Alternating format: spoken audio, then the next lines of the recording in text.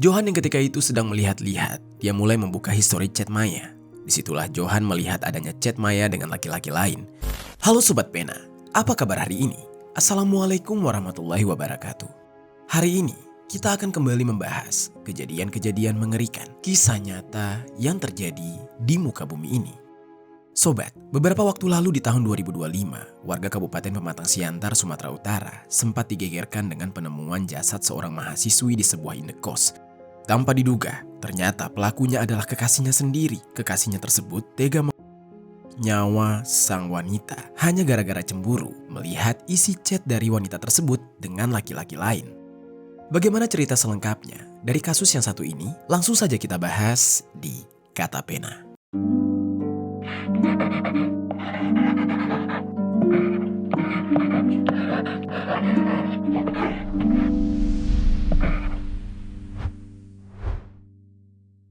Seorang perempuan bernama Juliana Lumban Toruan, 28 tahun, warga Bahkora 2, Kelurahan Simpang Panai, Kecamatan Panombean Panai, Simalungun, di pacarnya sendiri. Sebelum kita mulai ke ceritanya, jangan lupa untuk subscribe channel ini dan bagikan video ini ke teman-teman kalian. Cerita ini dibuat berdasarkan berita yang sudah beredar dan diterbitkan oleh beberapa media publik yang aku sajikan dan aku rangkum dalam bentuk alur cerita. Kita mulai ceritanya. Jadi sobat, seorang pacar seharusnya menjadi orang yang dapat menyayangi dan melindungi. Namun terkadang manusia justru dibutakan oleh perasaan cemburu. Apalagi kalau sudah emosi. Jelas hal tersebut akan di luar kendali. Namun biasanya hal seperti ini bisa dibicarakan secara baik-baik. Namun jika tidak, malah bisa berujung tragis. Seperti yang dialami oleh seorang wanita berumur 27 tahun bernama Juliana Sihombing Lumban Toruan atau yang sering disapa dengan nama Maya. Maya ini adalah mahasiswi yang berkuliah di daerah kota Pematang Siantar. Maya tinggal bersama keluarganya di Bahkora 2, Kecamatan Simpang Panai, Kabupaten Simalungun. Tidak diketahui secara detail tentang keluarga Maya, namun diketahui bahwa Maya memiliki kakak yang bernama Dewi Sihombing.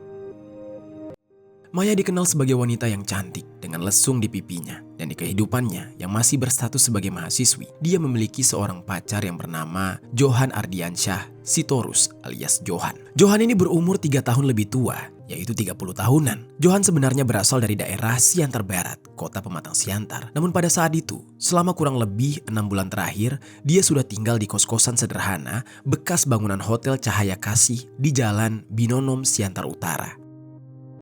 Melalui informasi yang beredar, tidak diketahui secara detail bagaimana latar belakang pekerjaan dari Johan. Namun Maya dan Johan diketahui sudah menjalin hubungan selama 7 tahun. Waktu yang terbilang panjang dan sudah cukup untuk saling mengenal satu sama lain. Dan seperti hubungan sepasang kekasih pada umumnya, mereka tidak selalu mengalami hari yang indah. Entah bagaimana cara mereka mempertahankan hubungan hingga sampai 7 tahun lamanya. Di usia Johan yang sudah berkepala 3, seharusnya dia sudah harus mempersiapkan masa depan dengan kekasihnya, yaitu Maya. Namun, bukannya kebahagiaan yang diberikan kepada Maya. Maya justru menerima kenyataan pahit. Jika dia sering diperlakukan tidak baik, Johan sering bersikap posesif yang sangat berlebihan terhadap Maya. Bahkan Maya pernah diancam akan dihabisi oleh Johan kalau keinginan pacarnya tersebut tidak dipenuhi. Johan yang sudah kecintaan dengan Maya juga tidak ingin putus hubungan dengan Maya. Dan ketika Maya ingin memutuskan hubungan, dia kerap dipukul dan ditendang oleh Johan. Mengetahui tentang hal itu, tentu saja orang tua Maya melarang putrinya untuk berhubungan lagi dengan Johan, alias mereka tidak akan merestui hubungan Maya dengan Johan. Namun, walaupun sudah dilarang, ternyata Maya diam-diam masih bertemu dengan Johan. Pada hari Kamis tanggal 19 Juni 2025, sekitar pukul 10 pagi, Maya pergi dari rumah tanpa berpamitan kepada kedua orang tuanya. Pada saat itu, keluarganya hanya berpikir bahwa Maya pergi bermain ke tempat temannya saja yang berada di daerah perluasan, daerah yang tidak jauh dari rumahnya. Maya yang tidak pamit dengan keluarganya itu ternyata pergi ke kos-kosan sang pacar, yaitu Johan, tanpa diketahui oleh siapa-siapa.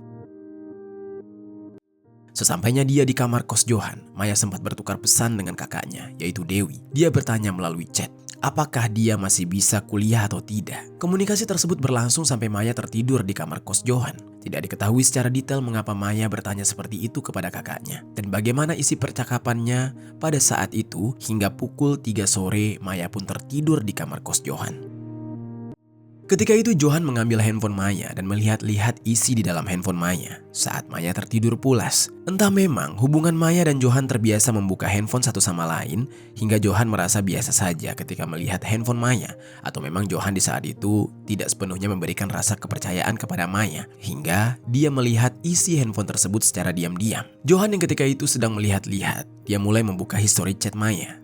Disitulah Johan melihat adanya chat Maya dengan laki-laki lain yang diketahui bernama Ardi. Yang mana di saat kebetulan Johan juga melihat story Ardi yang bergambar hati atau love, dan Johan kira jika story dengan gambar hati itu ditujukan kepada Maya, ataukah memang benar story tersebut ditujukan untuk Maya atau tidak. Namun yang jelas Johan tanpa bertanya sudah terlanjur terbakar api cemburu. Tidak mau berpikir jernih lagi, Johan yang sudah terlanjur dikuasai emosi dengan begitu yakin jika pacarnya sudah berselingkuh, tanpa mau memastikan kebenaran terlebih dahulu. Singkat cerita, saat Maya terbangun dari tidurnya, Johan pun langsung melampiaskan seluruh emosinya kepada Maya. Sementara itu, Maya yang tidak terima membalas perkataan Johan dengan emosi yang tidak kalah memuncak. Akhirnya, terjadi cekcok di antara mereka dan mereka pun bertengkar perihal hal tersebut. Hingga puncaknya sekitar pukul 7 malam, emosi Johan memuncak. Rasa cemburu yang dia rasakan berubah menjadi kemarahan yang membara. Dan ketika dia melihat obeng miliknya tergeletak yang sebelumnya dia gunakan untuk mengganjal gorden jendela, pikirannya dipenuhi dengan rencana-rencana jahat di saat itu. Hingga dengan kesadaran penuh, dia mengambil obeng tersebut diam-diam, menggunakan tangan kanan dan sedikit bergeser ke sebelah kanan Maya. Maya bingung melihat Johan mendekatinya. Dia mulai was-was dengan apa yang akan dilakukan oleh Johan kepadanya. Johan berkata, "Minta maaf aku ya, sayang kali aku sama kamu." Lalu, Johan dengan kejamnya bagian bawah leher Maya secara sadis dengan obeng yang dia genggam. Maya yang terkejut dengan apa yang dilakukan oleh Johan langsung berusaha melepaskan diri dari Johan. Johan pun seketika mencabut obeng tersebut dari leher Maya yang sudah tertancap. Kemudian, cairan merah menyembur keluar dari luka robek akibat obeng di leher Maya. Tangan Johan bergetar tidak karuan, dia pun melepaskan obeng itu dari tangannya yang sudah bersimbah cairan merah. Maya yang terhentak pun berusaha menutup luka akibat dari Johan. Dia meronta-ronta dan melakukan perlawanan, namun tenaganya tidak sekuat itu. Karena adanya perlawanan dari Maya, Johan pun memeluk tubuh Maya dengan tangan kanannya dan mencengkram kuat leher Maya menggunakan tangan kirinya. Johan yang mengunci kedua kaki Maya dengan kakinya agar Maya tidak melakukan perlawanan. Selama sekitar 5 menit, Johan memiting tubuh Maya dengan sekuat tenaga sampai Maya tidak bergerak. Merasa Maya sudah tidak bergerak lagi, Johan pun pelan-pelan melepaskan pitingannya tersebut. Maya pun lemas sambil menahan sakit. Melihat Maya lemas dengan nafas yang sudah melemah, Johan membuka kaos oblong berwarna merah dengan list putih yang dia gunakan untuk menutup luka di leher Maya. Maya beberapa kali ingin berteriak agar ada yang mendengar dan menolongnya, namun lehernya yang hingga mengenai tenggorokan pun membuat dia sulit untuk mengeluarkan suara. Suaranya lemah, seperti orang yang sedang mengorok. Di tengah Maya yang hampir tidak berdaya, Johan di saat itu seperti baru menyadari apa yang dia lakukan sudah sangat berlebihan. Dia sangat sedih dan menyesal.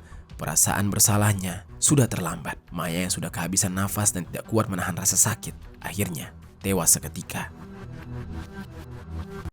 Lalu sobat, setelah melakukan hal keji itu dan mengetahui bahwa nyawa kekasihnya sudah melayang, dia baru mengatakan, "Sayang kali aku sama kamu, sayang kali aku sama kamu," hingga berulang kali.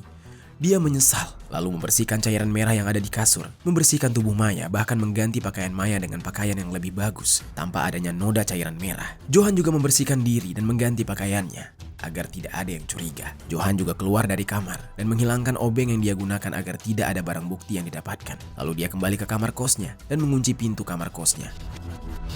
Setelah kejadian mengerikan itu, Johan tidak pernah keluar dari kamar selama beberapa hari. Dan agar tidak ketahuan, dia menaruh jasad Maya di bawah kasur di kamar kosnya sendiri. Di sisi lain, keluarga Maya pun mengkhawatirkan Maya. Mereka mencoba menghubungi Maya berulang kali. Seperti kakaknya, Dwi, yang di hari Kamis sebelumnya sempat berkomunikasi lewat chat dengan Maya. Dia kembali memberikan pesan kepada Maya pada hari Jumat, tanggal 20 Juni 2025 pukul 10 pagi. Namun sejak hari Kamis tersebut tidak ada respon dari Maya sama sekali. Pihak keluarga pun kebingungan dan mencari keberadaan Maya. Hingga akhirnya ada seseorang yang menginformasikan dia sempat melihat Maya bersama dengan pacarnya yaitu Johan. Dan terakhir kali terlihat memasuki kos-kosan bekas Hotel Cahaya Kasih, tempat di mana Johan tinggal. Pihak keluarga yang mengetahui hal tersebut pun berencana untuk mendatangi tempat itu. Pada Sabtu tanggal 21 Juni 2025, pihak keluarga bertemu dengan penjaga kos-kosan. yaitu Juho Tambunan. Pihak keluarga menanyakan apakah benar Johan tinggal di kos-kosan itu. Juho pun mengatakan bahwa yang bersangkutan memang tinggal di sana sudah sekitar 6 bulan terakhir. Mendengar hal tersebut, pihak keluarga bersama dengan Juho pun mendatangi kamar kos Johan, mengetuk beberapa kali, dan ketika kamar tersebut diketuk, tidak ada jawaban apa-apa dari dalam. Mereka ingin membuka pintu kamar kos, namun ternyata pintunya terkunci dari dalam. Mereka pun sempat mengintip melalui jendela, dan di sana mereka sempat mencium bau yang sangat menyengat, yang mana bau tersebut semacam bau bangkai yang tidak wajar. Dan mereka juga melihat Johan berada di dalam kamar dengan kondisi yang mencurigakan. Di tengah kejadian tersebut, Johan seperti sedang kebingungan. Kamar kosnya pun dibuka paksa, dan ketika pintu dibuka, disitulah bau menyerbak yang sangat menyengat. Pihak keluarga mencoba mendekati Johan yang kebingungan. Johan merasa sangat panik. Tiba-tiba dia melarikan diri melalui pintu belakang kamar. Johan pun dikejar oleh pihak keluarga. Warga sekitar juga mendengar keributan itu turut membantu, hingga akhirnya Johan tertangkap. Johan akhirnya langsung diserahkan kepada Polsek Siantar Utara yang segera tiba di lokasi karena ribut-ribut tersebut. Sesampainya pihak kepolisian, abang ipar Maya yaitu Jepta Panjaitan mencurigai gerak-gerik Johan. Dia menanyakan barang-barang milik Maya, yang mana tadinya Maya sebenarnya ingin dibuatkan laporan kalau dia menghilang. Namun sebelum itu, mereka merasa ada firasat buruk. Mereka juga curiga dengan bau tidak sedap yang mereka rasakan di kamar kos Johan. Akhirnya, setelah mengantar Johan ke kepolisian, mereka pun kembali ke kamar kos tersebut, ditemani dengan penjaga kos. Namun yang menyedihkannya adalah, ketika mereka melihat-lihat isi kamar tersebut, mereka mulai menemukan sesuatu yang janggal. Mereka mencari sumber bau. Dan di saat itulah mereka menemukan bau tersebut berasal dari mayat Maya yang dibiarkan membusuk selama beberapa hari di bawah kasur. Mereka menemukan Maya dengan kondisi sudah ditutupi oleh kasur. Pihak keluarga berteriak histeris. Mereka menangis sejadi-jadinya. Mereka tidak menduga dengan apa yang mereka temui. Pihak keluarga yang diliputi rasa sedih yang mendalam langsung menghubungi pihak kepolisian, memberitahukan bahwa jasad anak mereka sudah mereka temukan dalam kondisi yang membusuk. Pihak kepolisian akhirnya langsung melakukan olah TKP dalam kamar kos Johan. Jenazah Maya kemudian dievakuasi menuju ke RSUD Dr. Jasmen Saragi untuk dilakukan otopsi. Sementara itu, tidak lama kemudian, Johan yang sudah merasa sangat bersalah dan menyesal mengakui semua perbuatannya yang sudah menghabisi nyawa kekasihnya dengan tangannya sendiri. Barang bukti berupa obeng, pakaian korban, serta pakaian pelaku yang digunakan untuk menutupi leher korban turut diamankan. Akibat dari perbuatannya, Johan dijerat dengan pasal 338 KUHP tentang penghilangan nyawa, dan saat ini Johan sudah ditahan dan diproses secara hukum. Sementara itu, jenazah Maya sudah dipulangkan ke keluarganya untuk menerima penghormatan terakhir. Isak tangis keluarga pecah memenuhi rumah duka. Mereka tidak henti-hentinya larut di dalam kesedihan atas kehilangan Maya yang begitu mendadak dan tragis. Rasa pilu itu kian dalam karena Maya meregang nyawa di tangan seorang pria yang sebenarnya sudah berulang kali diwanti-wanti oleh keluarga dan dilarang oleh keluarga untuk segera dijauhi oleh Maya. Dan kini ketakutan mereka benar-benar terjadi. Mereka sudah kehilangan putri mereka untuk selama-lamanya. Benar-benar tragis apa yang dialami oleh Maya, korban kekerasan dari kekasihnya sendiri. Maya yang seharusnya saat ini menempuh pendidikan di bangku perkuliahan harus berakhir dengan sangat mengerikan. Itu dia sobat, kisah dari Maya yang dihabisi oleh pacarnya karena merasa cemburu dengan isi chat Maya dengan laki-laki lain. Apa pelajaran yang bisa kita ambil dari kisah ini? Oh ya sobat, aku pengen ngasih tahu ke kalian, Kata Pena tergabung di dalam program YouTube Shopping Affiliate. Nah, buat kalian yang sedang mencari barang-barang yang menarik dan keren, aku punya beberapa rekomendasi produk untuk kalian. Kalau tertarik, langsung saja klik link produk di pojok kiri bawah untuk pembeliannya.